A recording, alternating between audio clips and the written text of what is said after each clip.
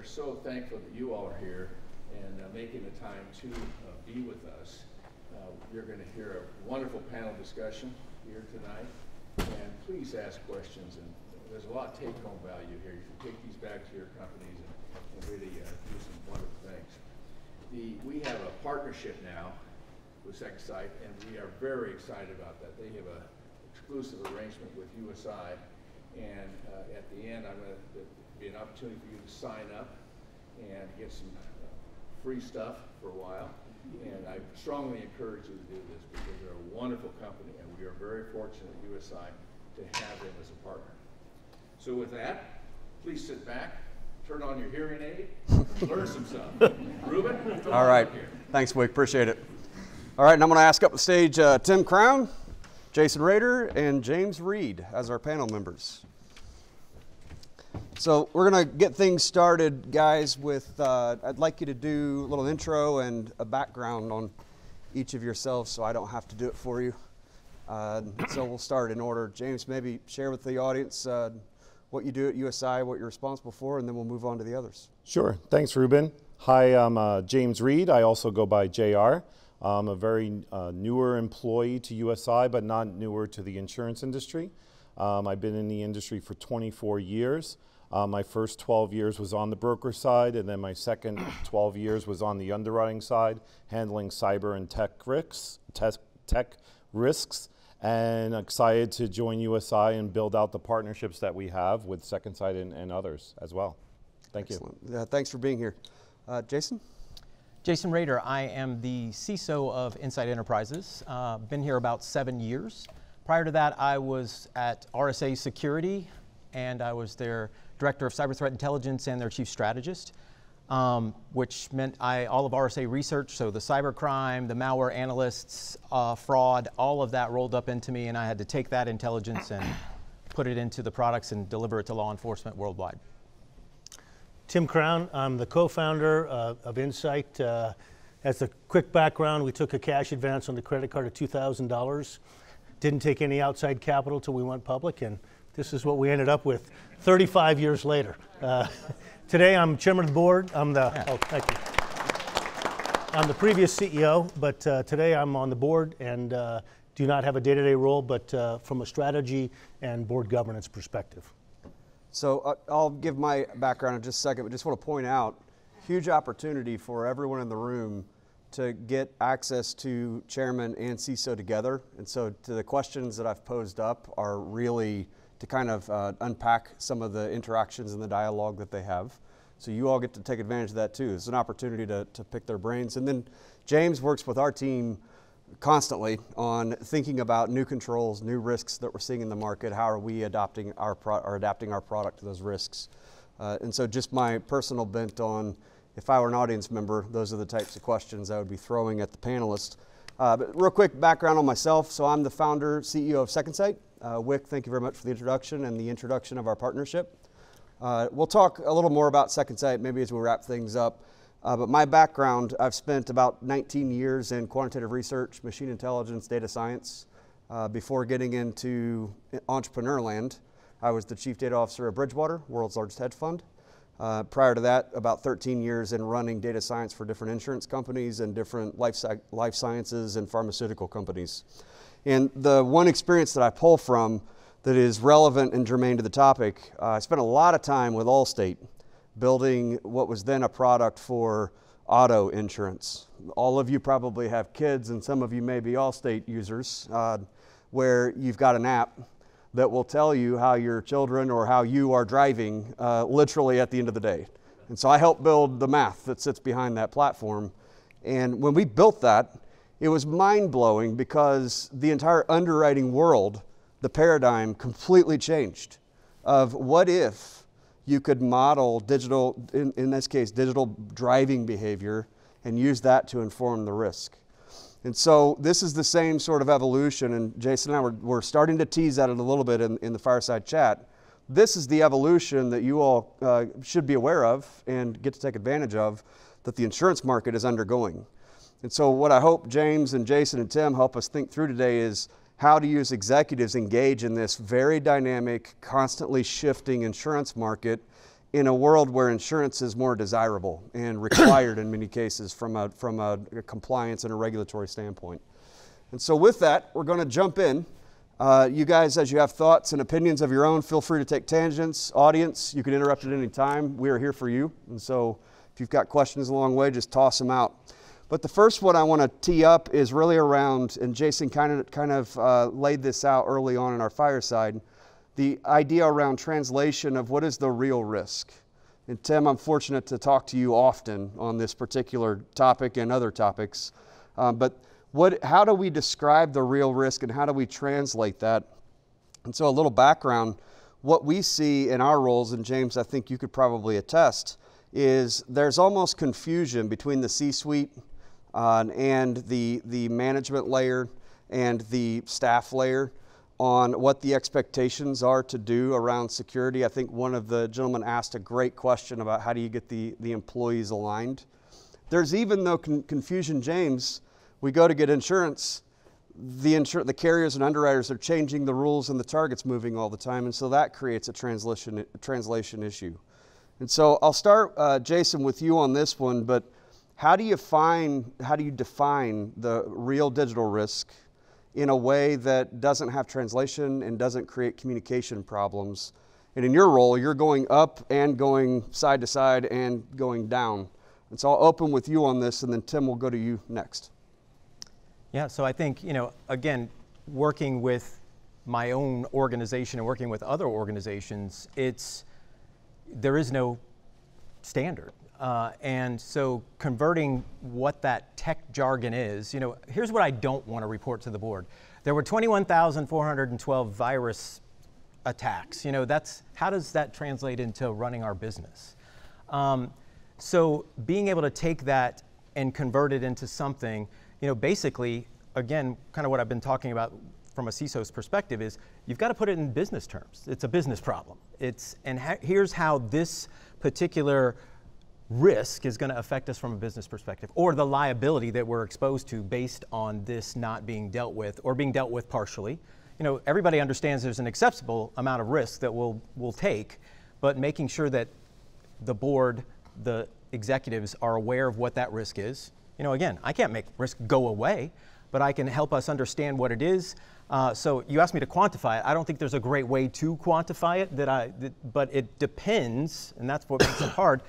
Understanding your board, understanding their motivations, understanding what we're trying to do from a business perspective. So there's more that I have to do as a security professional to understand my business than it is. I can't expect them to understand how to take all of this telemetry and make it into something that makes sense. So I've got to make sure that, again, it isn't just my path and their path. It's got to be our path that we work towards. Yeah, so it is complicated. We are in unknown chartered territory in many cases. Tim, something I briefly spoke with you about, but on the same topic, what we observe a lot of times, you've got like the technical and CISO audience speaking in technical terms because it's required. You can't scope it as a CISO unless you're in the technical detail. You've got board members and SLT members that tend to think in finance, like that is the language that they operate in. And then you've got broker underwriter community that speaks a whole different language called insurance, and it is very foreign, but has finance roots and has accounting roots. And so you take Jason's input there as a point of triangulation into your own CISO, but on that topic, you got different languages being used. There's an opportunity to consolidate all with finance. Well, what's preventing us from using finance as the universal language for this? So one of the things we get every single board meeting is we get Jason in front of the board talking about cybersecurity, talking about where we're at as an organization. And it's a little bit different maybe than other companies because it's not only our internal, it's also our clients, our customers, tens of thousands. We've also got our suppliers, and then we have what I would call the compliance and the legal side. Are we okay? So we have the financial piece, which is what would our downside be if something bad happened? But the other side of this is what keeps me and the other board members awake is reputational risk. Will anybody in this room do business with Insight if we had a series of security breaches? You wouldn't trust us. Would you have us manage your security, your devices, your IoT, your cloud, your infrastructure? Probably not. So it's not just a dollars and cents discussion, it's the viability of the business. And the reason I talk about earlier 35 years is, from a board perspective and me personally, I'm not trying to think year to year. I'm trying to think 5 and 10 years out. How do we make sure that we're around? And one of the ways that we're around is through that reputational risk. And how do you quantify? It's like on an individual basis. You can spend your whole life building a reputation, and in an instant you can lose it by doing something dumb, right? Well, so can their organization. And so this is the thing we're trying to get our head around. How much do we spend? What is the right answer? The laundry list of Jason's things we might want to have is unlimited. Well, okay, how far down that list do we go? There were a lot of bullet points on that slide. How much do we spend? I don't know the answer to that. Ultimately, we're looking for people like Jason to give us their expert opinion on what it is, to blend those 3 or 4 areas together and say, well, gosh, here's what I think. What's the conclusion? And then from a board perspective, it's ultimately a judgment call. Do we feel comfortable? Do we think we're at the right number? It's dollars and cents, it's logic, it's data, it's all those other things. But we also look in Jason's eyes and say, you know, is it safe? So I want to, because I know all the angles that you represent, there's inside of Insight, but you also have perspective on across markets. And so I want to ask a follow-up question. I'm going to come to you next on this, but just one thing I want to point out. Tim thinks in 10, 20-year horizon. Jason, probably year to 3 year, longest term roadmap. That's fair. Broker underwriters like in 6 and 8 week sprints, right? I'm just pointing out the time is one of the problems here, where you've got different mindsets in how we think about the digital risk at any given point in time. But for you, Tim, I know you have a lot of perspective on middle market in particular. So board makes a decision based on facts, figures, numbers. We do our best rationale to make an investment decision. But you ultimately turn to Jason and say, is this a good bet? Yes or no? What about middle market that's been hollowed out, that doesn't have a Jason? How does an exec deal with that? One of the things we've observed at Insight, and why we have a lot of our business that we do have, is mid-market companies, 500 to 2,000 seats as an example. They've seen a lot of that infrastructure that was in-house go out of house, whether it's cloud, whether it's remote, all these are the things. There's no longer that deep team internally. So you turn to organizations like Insight, like Accenture, Capgemini, whoever it is, and you say, can you help us, either on this project or on an ongoing basis? And so to this point, how do you know?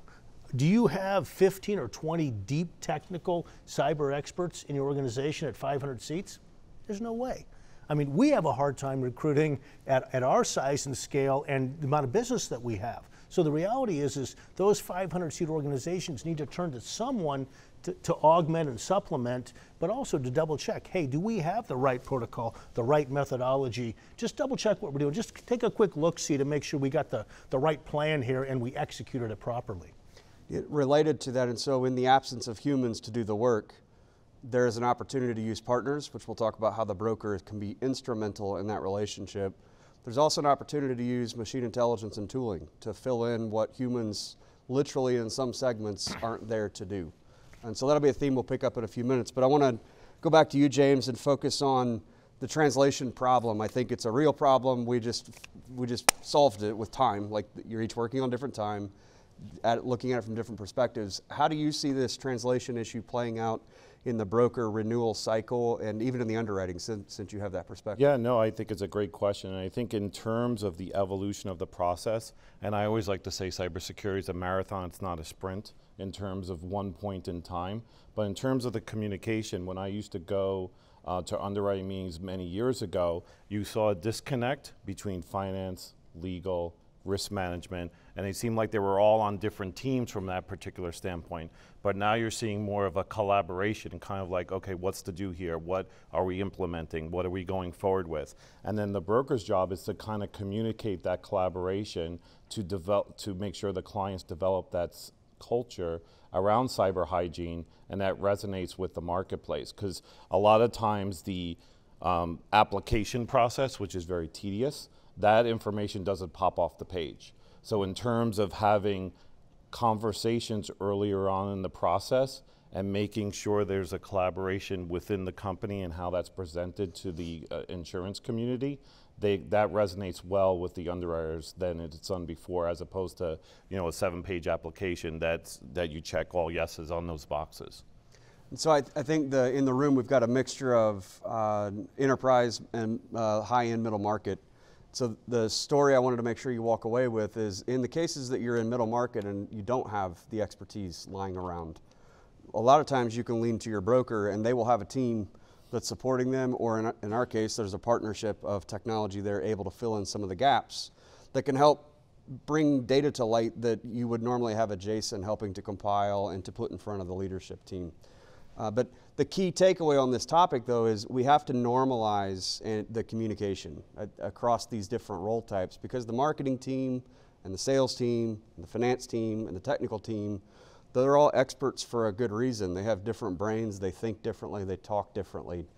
But if it's a team sport, Jason, we kind of all have to be on the same page and communicating the same way. And so I'm going to pull up the next question, and it's a play on that. And Tim, I want to start with you because I'm fortunate I get to talk to him frequently and get coaching and advice often, but I know this is a topic that you have opinion on.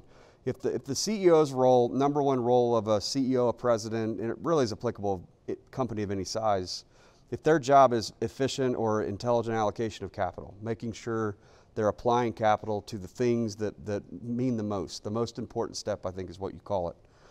If you've got translation issues on what is actually the most important of Jason's laundry list, you got 172 things that could be done, 100 of them are 3-year projects. How does a CEO make good allocation decisions with that kind of a model? Is there any sort of board approach that you have for those types of problems? I would add to that also, what I think a CEO's job is also to simplify. How do I go over there, figure out the allocation, how do I simplify and then prioritize, and then how do I communicate that across the organization? And especially in organizations that are far-flung, remote, large scale, different geos, different time zones, communicating that effectively is actually relatively difficult. It's the old rule of 7. Did you communicate 7 times, multiple different ways, et cetera? How do we get everybody on the same page? Because I'm going to take a little bit of a divestiture from your question. One of the things we talk about, and we just talked about it from a point of view of let's use Insight. Are we worried about Insight? But Insight's just one house in the neighborhood. How many different customers? We've got 100,000 customers globally. How are we communicating to them? We've got 7,000 suppliers. Okay, we've got logistic companies. We've got third-party install companies that help us in remote geos. How do we communicate with them? How do we make sure that our cyber plan meshes with their cyber plan? So that's where a lot of times we fall down, and this is where assessments go out, but also a mindset and a protocol, and then a go-to-market that actually makes sense. If you look at some of the biggest hacks that we've had in the US, Target is always my favorite. It was a supplier's third-party supplier through an API. The Target CISO didn't screw up. It came from a place no one expected. And I'm not saying that we can mitigate as an industry every single risk, but it's something that you've got to work within your community and not just as a silo if you're actually going to go out and make it happen. Go back to your CEO question. So the CEO doesn't want to spend their whole time thinking about risk, because if we're thinking about the business, does that really add value to our clients? We want to help them raise revenue, cut costs, get efficiency, do all those other things. Oh, by the way, underneath it, we want to make sure that we have good security. Because again, the reputational risk we talked about. So while it's not our number one priority, it sits right underneath every single thing that we do, so that we can make sure we execute safely, securely, and that you have confidence in us as an example. So it's one of those things. I don't think about raising revenue, cutting costs, and then security. I think about security is wrapped into every single piece of what we do as an organization. Yeah, Jason was talking earlier today in the hallway about the fabric. You got 12,000 staff, not your immediate staff. I wanted to just pick at that a little bit. I think the capital allocation thing is important, and we have a theme for our software, and the goal is really get back to growth. Like, every CEO doesn't want to be spending any time really thinking about anything other than growth, top line, and optimization of the business. I think it's really germane to this topic overall. And so, Jason, maybe I'll turn to you. You can take any one of his. I like supply chain risk. I think that's very relevant, and it's a relevant topic for the audience, or you can pick up on the capital allocation conversation. I'll let you pick your path. Well, I think I want to kind of tag on to the CEO prioritization question, because I think if you're always thinking about risk from a CEO's perspective, you're on that defensive. You're not thinking about what you're really trying to do. You're always thinking of just trying to defend this thing that you've got. So again, that's the wrong way to think about it. Having security as an underlying aspect of everything you do is a way better way to make that increase the momentum as opposed to be this other thought process. So I agree with that 1,000%. I think, you know, where I would probably want to answer the question from a perspective of what you were just saying is, I think prioritization is, you know, Tim says he looks into my eyes and sees what I believe. I'm a good actor, so that's really important. But no, but I think that's the thing is, they understand, and you know, our ELT, SLT, they understand that what I'm trying to accomplish. So there's that thing that I've mentioned a few times tonight, is that CISOs have to align with the business. James said earlier, and I think it's super accurate, that legal's doing something, audit's doing something, compliance is doing something, IT's doing something, and InfoSec's doing something in most larger organizations.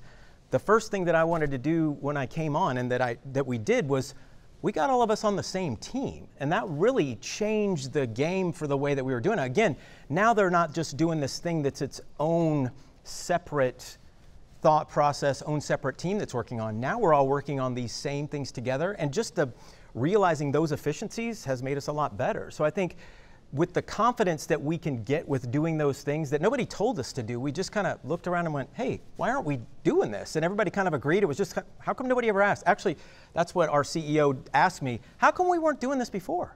But it was just one of those things where you've just got to change the culture. So the culture that we had going on in the organization anyway kind of led us to that place. But now the prioritization is so much easier, because now she doesn't have to pick this, that, or the other. She knows that this thing is the right thing that pushes us all in the same direction. So it doesn't really answer the question purely the way that you asked, but I think it's a way that you can accomplish that thing that you're trying to accomplish until we get those quantitative things that we need to be able to do it. Part of that too, though, is, and having been in some spectacular organizations like Bridgewater, getting to see, they spend a lot of time building in machinery and equipment to give feedback to the culture. So it's not necessarily focused on quantification of markets, but it's making sure the really smart people are being nudged and guided in the right direction. And I think there's probably something to that kind of concept. James, I want to go to you for the opposite direction. I think the brokers, a lot of times in the renewal window, or even if it's net new coverage, you're in a tough position where you've taken the customer to 30 carriers, taken them to market. And how do you help the customer prioritize when you've only got about 8 weeks to 12 weeks to have an impact on getting ready for coverage? Yeah, no, that's a great question. And I think where we try to emphasize at USI is preparation and being ahead of the curve in the process in terms of identifying those issues and controls. We have a thing at USI that we call top 10 underwriting areas that we look at from a control standpoint. And what we do is we prepare the client prior to going to the marketplace. So when you have, and we encourage starting this months before, but if you only have a tight time window, you just need to accelerate that process and fixation on the controls. But like what was said earlier in regards to, like, if it's a 3-year time frame on the controls, it's difficult to do that from that standpoint. So what we do is encourage our clients, if earlier on in the process I had to define the issues around the controls area, namely like MFA, endpoint security, backup strategy, to name a few, in regards to them preparing before we go to the marketplace.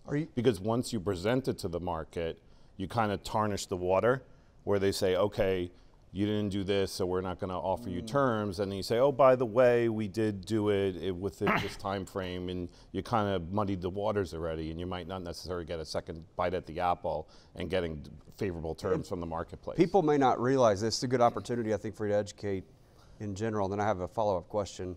But it's very similar to, I mean, all of us are involved with businesses and companies, and we've certainly probably watched the news, like a venture company going out to raise capital. it's very similar to going out to pitch and raise capital. You are going to the risk market to get coverage. Yeah. And so it's incumbent to look the best that you can and have the best pitch deck and everybody be in sync. Is that a fair, an accurate summarization of the process? Yeah, definitely. And in terms of how that's presented in the marketplace, and I think this is a future question, and it's in regards to different carriers look at different things from that standpoint. So it's our broker's job to kind of consolidate the best of the best answers and making sure that the company fits the profile of those control areas and making sure it's buttoned up from that standpoint before you present the term, before you present the application to the marketplace. And it's just, I just want to make sure that the contrast is clear. You would never go out and try to raise capital without having a buttoned up pitch deck and a good presentation, yet we do that with the renewal window. We kind of just wing it, like put it on a napkin. We'll figure it out as we go through. Follow-up question though to you, James. Are you seeing, I've seen in some other relationships this notion of brokers actually involved in road mapping, where they're actually helping to plan out multiple year programs with larger accounts, where they're planning for controls that exist this year and then the controls they see coming. Is multi-year road mapping something you think is going to emerge as a trend? I would say definitely, because it's like I said earlier, it's a marathon, not a sprint in terms of implementation of certain tools and procedures.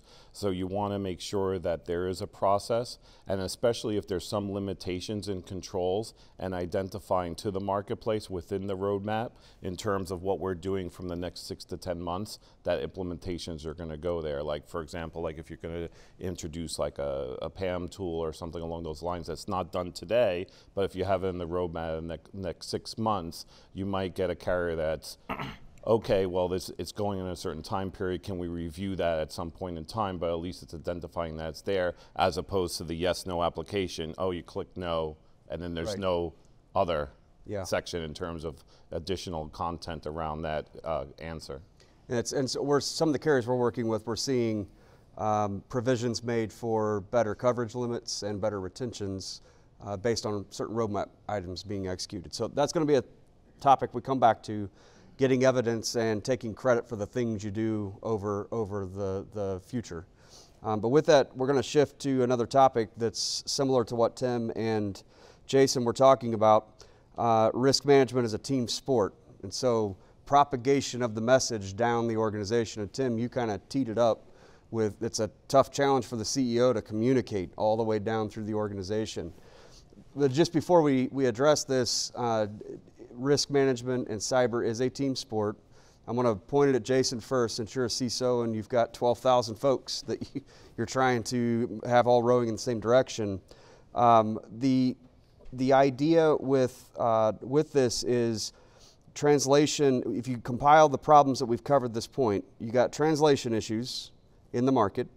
You've got translation issues on what real risk is coming from the broker, coming from the insurance industry. David asked the question in the fireside chat. You got different security frameworks that cause you to ask questions from a different perspective. And you've also just got the challenges of leadership goals and expectations. And so this communication problem, I think, probably rears its head when you're trying to organize 12,000 people to all move in the same direction and create a different culture, as you described. So maybe talk through communication, and Tim, if you want to chime in on that, feel free, but I'll let Jason go first. No, I think that, and I can actually tie this into some of the things James was just saying, because I'm super interested in what he was talking about there, like the roadmap gives you a better advantage, which it makes perfect sense. I mean, that's the way a lot of security regulations go. And I'd much rather have somebody understand where their deficiencies are rather than not knowing where their deficiencies are. The fact that they recognize and they have a roadmap is way better. That's kind of like your teacher back in grade school going, well, he's trying. That counts. Trying counts, right? Sorry, I had that a lot when I was in grade school. But I think that's so important. And I think that how you communicate what you're trying to do, I don't want to just unleash security on the organization. I want to communicate with them and tell them what we're trying to do. And so there's a different message for leaders. There's a different message for the end user community. But that's an important thing to me, because I want to, everybody likes to be understood, and they can appreciate security. But even if they don't, it's okay as long as they understand we're doing this you're part of the program as well, the way that you adopt this, because believe me, we can have the best tech, the best processes and procedures out there. If they feel that they can get their job done easier by skipping some of this stuff, they might do it. Maybe all in the idea of being more efficient when that exposes us and could potentially damage our reputation ultimately. You know, they've got to understand that. So I think so there's different tiers. It needs to start right when they join, part of the onboarding process to let them know their role in security, and then we've got to continually let them know. And right now, you know, again, when I mentioned the way that legal and everybody was working earlier, that didn't mean that they didn't work. It didn't mean the program, their individual programs weren't successful. It just meant they could be better when they're all linked. So literally, since I've gotten here, the compliance person came up to me and was like, I got your back. You know, it's just this great thing when everybody's kind of working towards the same thing. And so then think about this. Think about all the reasons that each area has to communicate with the business, requirement, and then add the element of we can kill 2, 3 birds with one stone doing that. Man, that's innovative. That's efficiency. And so I think the fact is you've got to get it down. You've got to put it in their terms. We can't just give generic messages. We've got to give specifics to the way that our business works, you know, and I'm a real proponent of that. Don't just say follow your company's security policy. Say what it is. You know, tell them what the policy is and here's why they should follow it. But I think that's, you know, let's just be real. I think it's unfair. I know the reasons why, but security professionals can't talk about deficiencies and how they overcame them because there's a stigma of there was a deficiency. Well, anybody perfect in here? Raise your hand. So that's the thing is, you know, it's never perfect in any organization. We're a fast-growing company, still as big and as long as we've been around. When you grow really fast and you acquire other companies, it's not perfect. So the fact is we've got the more coverage, the more everybody understands what we're trying to accomplish, the better we're going to be able to do those things. But it's not perfect. But the fact is we've got that, we know it's not perfect, and we've got a plan on how to make it perfect, which is, I think, what the industry wants to know from an insurance perspective, what the board wants to know from a security perspective. But you kind of don't get credits for trying a lot in these cases. But I think trying and being aware of where your deficiencies are and being able to understand that, communicate it to the business and to auditors or whomever is a really important aspect. Let me jump in there for a second because I think this also speaks to culture and leadership. One of the things I think we try to do all the time is to basically tell people to score. Hey, this is what's going on in the business. This is what's important. This is our quarterly, monthly, annual objectives. This is why we're doing what we do, as an example. And so to that point, somebody mentioned it, a gentleman had a question on that. If you've got a large number of teammates associated with you, are you going to try to hide what's really going on? I don't think it really works. So they won't believe you because they know what's going on. They're in the trenches and they see it. And so to this point, I think it's much easier to go over there and say, this is where we're trying to get to. I think the harder thing is to assess, where am I at now? Where's the organization at today? Am I here? Am I here? Am I here? Where in that journey are we? And then back to the prioritization. Hey, we can't do 17 things at once. We can do 3 or 4 this quarter, whatever the number is. This is what we're going to do as an organization, but also to tell those teammates why. And I think that's the other piece, because if we've got, let's say, 12,000 people, and let's say 1,000 aren't on board, and when I say it, not that they're against it, they're just indifferent. Yeah. That's a hellacious security hole in the organization. So part of our job as leaders in this room is to explain why. Why are we working on this? And how do we come up with our priority list? And what are we going to go do? And what does success look like? That's something as leaders, I think we have to get across. It's not about, hey, this is your list of requirements that you have to do to be employed by this organization. That's not a good strategy in security. Can I interject? So I would say in terms of what you indicated in terms of the people being the weakest link, years ago I went to a large cloud provider and they had said that, the people make mistakes. So like you said, you can have the best and brightest security controls, but you can click a wrong button, you can get through an HVAC system, like you said, on a similar breach. So, and this is a question that they had talked about, and they talked about the importance of automation. Yeah. So in terms of like prevention, automation, so people can make mistakes, but it doesn't make a detriment to the organization. Maybe if you could elaborate a little bit on that. Oh, thank you, because I was going to say I need to elaborate on that. So that's the thing. So when we talk about maturity, being a consultant for most of my career, we talk about a model, right? A continuum from a maturity perspective. So there's the initial, there's can we do something? There's repeatable, which means we can do it over and over again. Then there's defined, so you've defined the way that you do it. Then there's managed, and then there's optimizing. You can't, it's impossible to skip one of those steps. You have to go through all the phases. Automation can only happen after it's been defined, which means, but that's a really hard place to get in a lot of organizations, small or big, because defining processes, defining the way that you do something takes a lot of rigor. Most organizations sit at a repeatable. We can repeat, we can do the thing that we do over and over again, but is it defined? But definition is key to an organization that wants to grow, that wants to automate and become more efficient. Remember, optimization was the last phase of this. You've got to define before you can manage, which basically means what are the KPIs I need to look at so that I can check to see if I am actually optimizing. So I would just say from a maturity perspective, you can't automate those things until you define them, but definition is a hard thing. And usually it takes people coming in to help you, because if you're all focused on operations, it's hard to get out of that to do the definition phase. So it usually takes an organization. That's one of the reasons we built the security portfolio the way that we did at Insight, is because security is hard. We need a consultative aspect, we need a delivery aspect that can install it for you, we need a manage aspect, because it's hard to do it across the thing. Everybody's got to do the bake-off with the different technologies, make sure that it implements appropriately, deal with all of those things. It's hard. So for somebody to have to come to us and only get a piece of that, I wanted to make sure that the portfolio was robust enough so that we could help them all along the journey, because it's hard, even in the best of circumstances, but you have to get to that definition. We have a funny phrase, it's eliminate, administrate, automate.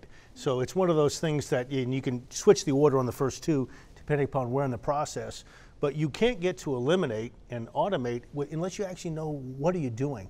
And most organizations, especially on process, if you've done any scale process, most people don't actually see the whole pie. They see a slice. Yep. And so organizations actually have a lot of difficulty doing this, and security is no different in that. Actually getting people that truly understand end to end, what exactly do we do in this particular process, and then sub-processes. Beautifully said. Well, I think there's a lot there to synthesize, but one of the takeaways just from each of your snippets is people are a weak link in the model, because they're also the strongest link. And the strongest. Without link. question, yeah. We can't say or. that it's not because they're not capable. But again, I think it's the way that we kind of have approached them historically. We've got to empower them. I don't want to handcuff my users. I want to set them free. But we've got to understand. And sometimes, you ever remodeled your house? We had to use the upstairs bathroom for a while we ripped this one out. Sometimes it's a little painful to kind of get past some of those things, but that's how it works, right? But if they know why, at the end of this is going to be good, we get to do that. And humans are, they're extremely intelligent, in terms of organically speaking, they're extremely intelligent. If you give humans feedback loops and signals, they will generally adjust. And so that, I think, is one of the challenges and the takeaways that for a company of any size, it's how do you make sure I just sent 37 emails today. If I knew that those 37 emails impacted 42 digital identities, customers, vendors, suppliers, if I knew how many humans and how many digital identities I was touching and how much risk I'm creating as a contributor real time, those are the types of indicators that allow you to behave very differently in the organization in a crowdsourced kind of way, which is what we need. And so I'm going to bring it all back to, so think about that. We need feedback mechanisms, and you need intelligence to drive the humans so that the humans can do what they do. They're smart, they're going to go in a direction. James, I'll bring it back to you for our last topic, and then we'll open it up. So those of you that have questions or hardball or softball, just throw the hard ones at Tim. He's used to it. James, in our prep, we landed on this term. I'd say it's not an industry term, but we kind of batted it back and forth of an idea of making the process of getting insurance almost like it's a project of insurability, where it's an always on, all year long. And the reason for that is some of the things I talked about with Jason. Most organizations are doing good things all year long. Like they're implementing MFA for the email servers or for certain file share services. They're implementing XDR and EDR. Sometimes though, that stuff happens in Q1 and our renewal is Q4. And we've all got short-term memory, and we forgot about all the stuff, the good stuff that we did. And so from a broker insurance standpoint, kind of tying into the road mapping, I do think that's an emerging trend. How are you keeping track of and sharing information between the internal security team, the internal finance team, and the broker team in a way that respects privacy and vendor kind of relationship? What are you seeing in the market as best practices? And then of course, Jason, Tim, you guys have perspective on that you can weigh in as well. But I'll let you close out this last question. Yeah, no problem. I would say in terms of the way that cyber and E&O policies are today, not like on the GL side, they're not auditable. So it really, when you're placing the insurance, is at one point in time, but you want to make sure that they're doing the things that they're doing, that they're saying that they're doing, and it's a continued process of making sure that they implement those controls and procedures in the organization. There's not really a current, I think there needs to be more involvement on that standpoint to working with the different customers and understanding where their vulnerabilities are and how it's addressed on an ongoing basis, because there are some emerging carriers that have like external scanning and some scanning systems, and they can pinpoint certain things in terms of the perimeter of the organization and alert the broker and the client in regards to vulnerabilities that they may have or they may need to address as an organization before it gets into an adverse situation. So I think you're starting to see the trend of more of that, quote unquote audit process, not really, because it's, like in workers' comp, you can, X amount of employees, X to 6 months, you charge an AP. There's none of that on the cyber and the tech policy, but I think there needs to be like a look-in window. Diagnostics. To kind of understand where the information is going and where the issues could arise, so you can button up those issues and identify them before they turn into a nasty claim from that standpoint. Sure. And so I want to just touch on this, and then if you guys have reactions. There are implications if you incorrectly put stuff on a form to the claim certainty. Like maybe just share with the audience, what happens when in the renewal window you don't do the diligence correctly as an insured? What are the bad outcomes that happen if you say yes to MFA? Yeah. And it turns out there was one system that maybe didn't have MFA and a breach happens. Yeah, there was an incident about 2 months ago, and it was with Travelers Insurance Company, and they have a MFA attention form. It was like a warranty form indicating that they had MFA in certain areas so they could be comfortable in insuring them. And then this company had an adverse situation where they did implement MFA, but they didn't have it on one particular database that was affected, that created a detrimental thing to the organization. And Travelers came back and denied that claim because of the misrepresentation that was made on the application. And they're battling that in court. So the thing is, if you misrepresent things that are said that you're done, the insurance company can have a fallback under the fraud exclusion and say, okay, we're not covering this incident because you said you had X, Y, and Z, and you didn't have X, Y, and Z from that standpoint. But this as an operator, just makes me pull my hair out. Let's use Insight's marketing department. Talking to the CMO, and they use 100 unique SaaS applications just in marketing. Oh, by the way, they're rotating Susie, Billy, Johnny to say, I don't like that one, use this one. Do you think we can fill that form out correctly? Yeah, that's where the challenge is. So this is where I think the whole cyber insurance industry has to evolve, because I'm not saying it's like property and casualty was. It's not a building that's fixed that sit there and say, okay, this building isn't going to move to Oklahoma next month. The reality is a lot of our tools, a lot of our people might move to Oklahoma. So how do we encompass the scope and then risk and then price it to where it works for both sides? I don't think that company was trying to hide anything. I would put money. Yeah. But suddenly this is in court, and this is something that as operators, not one of us want to be in that situation where, hey, do we have coverage? Do we not have coverage? So this is where I think the world has to evolve, and I don't know enough about insurance in this particular space. Who has to do the evolving? Is it the clients? Is it the brokers? Is it the carriers? Is it some combinations of third parties? But something's got to change so we're not in these dialogues about coverage. And what I would add is that would be welcome, I think, from a security professional's perspective, because guess how many different attestation security assessment questionnaires I get on a weekly basis? Enough to have 8 dedicated heads to fill them out from our clients, from our vendors. So that's a gigantic effort. Why does it take so many, Jason? Because everybody asks the question differently.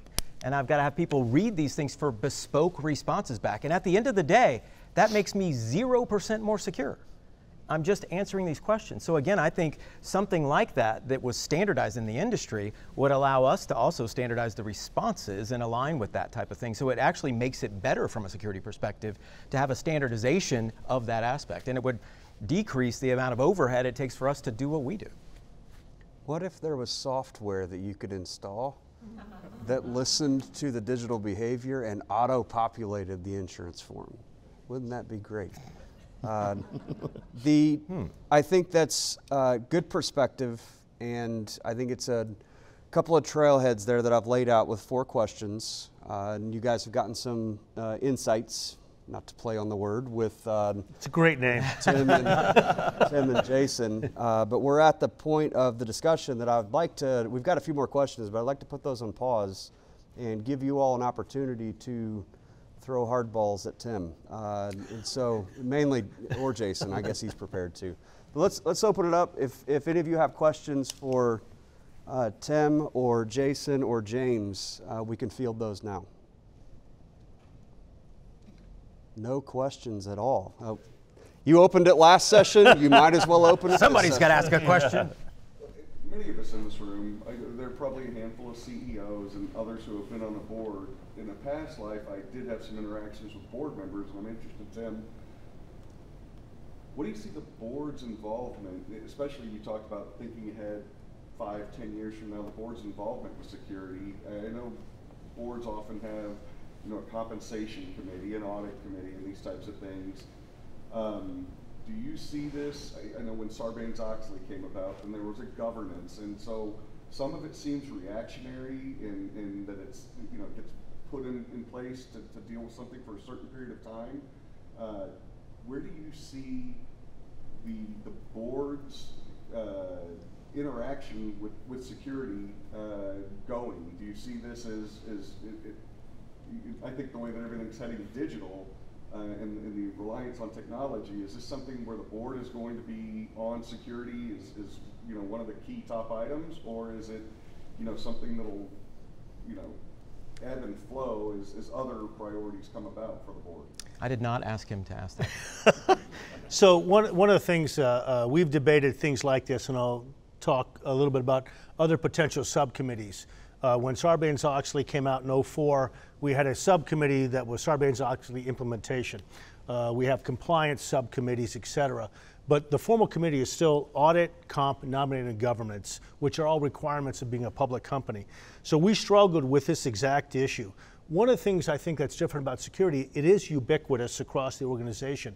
We did decide, literally last meeting, to stick it in an audit for formal reporting. So the subcommittee will basically, audit will do it. Any board member is welcome to attend. They'll do the deep dive for each meeting. But as an example, Jason presents 5% of our board meeting, which may sound like a lot or a little, is dedicated to Jason. So you start thinking about that. That didn't exist 2 years ago. We're like, security, yeah, you got it, okay, check. It's kind of like the insurance renewal. Please don't force me to look at that. Put it in the back of the board deck. Okay, we good? Okay, check. Because again, it doesn't make us money. What's different now about cybersecurity is not just myself, but the other 9 board members, they want to hear directly. No filter, no, yeah, he'll give us a 50-page deck with all the data, but we want to talk directly to Jason. No filter, no summary. Tell us exactly what's going on, exactly what you're seeing. Make us feel comfortable because of that organizational risk we spoke on. I believe that the SEC could come out with a pronouncement. We think audit's a great place for it. You could argue other places or your own subcommittee, but we think on just a mechanical reporting and action, those 4 members of audit can do the super deep dive, and anybody else that would like to go do it. But I think to piggyback that, it goes to the first point that you made about reputation and shareholder value that goes into that aspect as well. So it's the underlying area that needs to be emphasized within the board meetings. I know I'm on this topic because one of the things that we're doing as an organization, we're switching a lot of our comp for our executive management team. I think our top 21 folks are now on basically TSR, total shareholder return, and then also relative shareholder return. And so suddenly this reputational risk, it's not just hitting your EFO, your earnings from operation targets and EPS targets. Hey, it's shareholder return, of which the reputational risk, or said on a subset, are multiple on earnings or on an enterprise value, is going to be radically affected by it. So it's not just the negative, it's also the positive side of that. And everybody cares now. You're talking money, everybody's in, right? That's how you got 12,000 people to go in the right direction. Great, great. Go ahead. So, I operate a private company, but I just talked to Jason about it, but we did have an incident, and I think there's a lot on the prevention side. We brought consultants in, but when you actually have the accident, you have the incident, right? So we sent out letters, if you wanted my signature, everybody that was affected, there was a ton of letters, you have the reputational risk. Do you think that we're spending enough time on that piece of it? Okay, so it's bound to happen, it's likely to happen. Are we preparing ourselves, sitting in the boardroom, sitting with our employees, as to the consequences, when you do an incident? And you're in a public company, so it's even a worse situation. But it felt like we did a tabletop that the board was overwhelmed almost with what has to be done and all the consequences to it. It's one thing to prevent, show all that, but then when it actually happens, in this case it was a simulation, but we did have an incident. Are we putting enough time in on the back end when it does go bad? What are you going to do about it, and are you prepared? Well, so if you want to take a little bit of it, or you want me? Sure. We just did an executive level, not board level, ransomware tabletop simulation, and it was awesome because, first of all, I thought we were pretty well off. We were pretty well prepared, but the fact of how engaged the finance side of the business was, our CEO, legal, IT, everybody was really engaged in this, and the interaction was really awesome. So I think, but it also set us up so we can't think that this is never going to happen. But so it put us on task. Hey, we should probably write some holding statements. We should probably do these kinds of things just to get prepped. We don't know exactly what the incident will be, but just those kinds of things I think help you out. And you don't get that by just looking at things individually. So, but I do think those things are going to become more and more common because people need to prep for the inevitable. But it also does expose everybody to the potential, which is also a good kind of reminder. Let me give you a little positive on this, which I'll start with a negative. So it's a couple years ago, it was a Tuesday, I think, and I get the call that we have an issue. Now, oh, by the way, all of America had an issue. It's called SolarWinds. Okay, Microsoft, Azure, the whole stack basically was compromised. Pretty much, I believe it's 60% of the Fortune 500 had potentially been compromised. Now, and a huge percentage of the government. To that point, yeah. But nobody really knew, did anything happen? Yeah. And so when you get that, part of the thing is you're absolute panic. But then you also realize we have a phrase, which is we're crossing the street in a crowd. We're panicked, but with a whole lot of folks with us, right? So it's not just us walking by ourselves across the street. The good news about this is, and the reason I bring that example up is SolarWinds, Microsoft were considered the absolute bulletproof, world-class. It's not possible. Mm-hmm. This is what the NSA uses, all those other three-letter organizations, but by God, they got hit. Oh, by the way, it was luck that they found out that they were hit, and it was a long months or years ago that they were actually in listening for this. So part of my thing is that because it's happening to other people, if you do have a risk mitigation plan, you've done the simulations, you have at least a playbook, not exact, then you can react to it. You can come with a reasonable response, whether you pay, don't pay, whatever you do, but you've got airtight backups, you've got these other things. Hey, Mr. Client, we're gonna be back online in 72 hours. Or whatever that time frame is. That's a reasonable response because you're not the only person having this happen. If you've got the phone calls coming in and you say, when are you going to be back operational? Don't know. When are you going to give me an update? Don't know. Those are bad answers, and your clients are probably going to find somewhere else to go. So this is the other side of this, which is it's like anything else. We can't prevent every single fire in your building. But you can have a fire prevention plan and an after action. What do we do? What's our disaster recovery plan? Do we have, kind of like our supply chains, we no longer try to sole source anything from a single location or single supplier. Everything's got a primary and a backup. Why wouldn't you do the same thing in terms of your business operations in cyber? I would. That's what we're doing. Yeah, I wanted to piggyback off what Tim said. I said, you know, in the investment in preemptive measures is very important as an organization. And you touched upon reputation from post-remedial services. I think it's important in relation to how you present that to your customers, which is also important, but from an insurance aspect standpoint, is to be in front of the situation, identify issues, why it happened, how it happened, and what did you do to implement it from a preventive measure standpoint from it occurring again. So the thing is, I think it's important where carriers look at, you know, when you're in the renewal process, you get the loss run, indicate losses on there, and then it doesn't any dollars amounts associated with that because they're closed, and it's like, oh, it's not a big deal. But if you're not necessarily emphasizing preventive measures for those incidents, the carrier might look at it as, well, maybe they have a frequency issue. Maybe there's something wrong with this particular company in terms of a breakdown of their procedures. So if you're in front of it and identify those issues and present that to the insurance marketplace, you can get a more favorable result after an adverse situation. Just one quick reaction to that because it's germane. We had a healthcare client, a different one, that did the analysis using our software to determine what digital identities were in what digital assets by retention period. And the tabletop exercise turned very differently, where essentially 40% of the digital assets, the digital identities that would require a letter to be sent, were beyond the 10-year retention required in healthcare. And so you basically reduce the number of envelopes that go out should a bad event occur, which is just fewer customers that you have to manage. One other thing for you, Dirk in the front row used to manage what you're describing for Ford, and so you should talk to him about tabletop exercise. And then I think we got a question in the back. Yeah, I just had a question for Jason. So you said something a minute ago that was kind of interesting. You mentioned that you have a team of people filling out these risk questionnaires.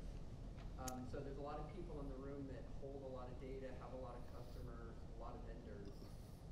Is anyone asking you yet to actually quantify that exposure in dollars outside of just yes/no questions on these questionnaires? We have not gotten those questions yet. But I think so here's, the market will not allow us to answer we don't have that information once the availability to quantify that becomes available. I was also kind of extrapolating something that was just said, was at a certain point, we could potentially identify individuals who are risky to an organization. You know, I'm not trying to get to that whole personality credit rating that's happening in other countries type of thing, but literally you could probably pinpoint from multiple phishing exercises who the person that exposes you to a lot of risk is. And I'm not saying we're ever going to get there, but I do think as the capability arises for us to quantify those things, the expectation will be that we do quantify those. So we have to think ahead of that game.